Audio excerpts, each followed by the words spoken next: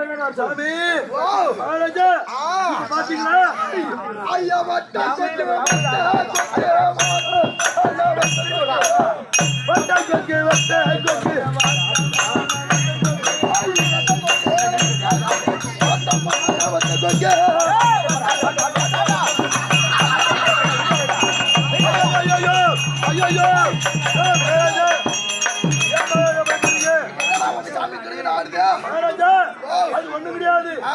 சாமி கும்பிடுன்னா பயபக்தியோடு இருக்க வேண்டும்.